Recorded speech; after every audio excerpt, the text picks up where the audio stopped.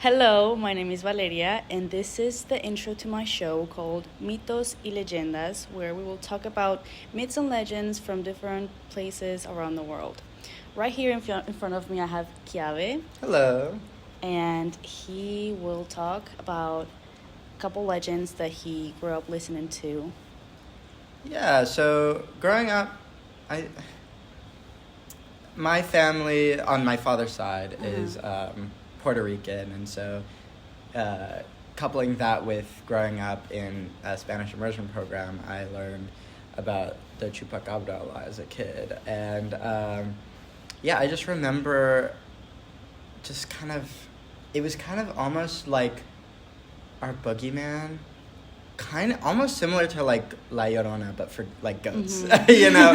Yeah. Just this kind of chimera-like being that would come and steal goats, but sort of like a wolf. Okay. I'm not sure. I'm very rusty on it, but I feel like there was kind of like a boy who cried wolf story, like legend at some point. I do know that at some point they made a movie where they have like a pet chupacabra for some reason. Was it animated? I think I remember. No, I think it was live action. Oh, okay. But it didn't look very good, so I didn't watch it. But also on the flip side, being from Oregon, I grew up in the Pacific Northwest and just kind of was surrounded by all these trees and the idea that Sasquatch lived in the Pacific Northwest, including parts of Canada as well. I actually had a book of like supernatural monsters, like a beast encyclopedia type thing, and he was in there. And I know that I remember at some point in my childhood hearing people talk about him being in this like South Squatch, Sasquatch being in the South, and I just that's never made any sense to me. It feels like the type of thing that would thrive in the Pacific Northwest, and because of the weather. Because of the weather and the forestry.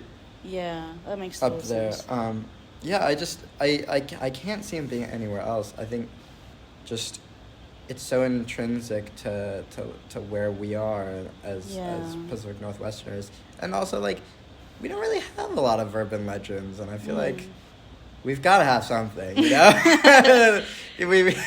got to have Sasquatch, but I don't know. And People do you like to have steal. like any memories of like from when you were a kid and you would listen to like other kids talking about this, or did you have any beliefs yourself? Well, I'd always thought, like, driving through the woods that at some point as a kid I'd see him. I wanted to meet Sasquatch, I suppose, when I was a kid, but I was also pretty scared of him. Yeah, so, maybe through a car window. Right. Not face to face. Yeah, not face to face, yeah. But I remember that picture so clearly. I remember watching the conspiracy videos, breaking down, like, was it a costume? It's kind of like the Loch Ness Monster of the Pacific. I think I also, even though I knew Loch Ness was not in the United States, I think I also kind of expected to see Nessie in the water at some point. But I was always just fascinated by those like kind of like myths. I actually really loved werewolves as a kid. So. And I wanted to be one, so that book was just like... Oh, yeah. I remember coming back home from the Scholastic Book Fair and just scrolling through, like flipping the pages. Oh, that's pretty cool. The bestiary, yeah. Hell yeah. Yeah. So. Alrighty, well, thank you so much, Chiave. Thank you. And this concludes our first episode. Hope to have you back. All right. Oh my God, it's still going.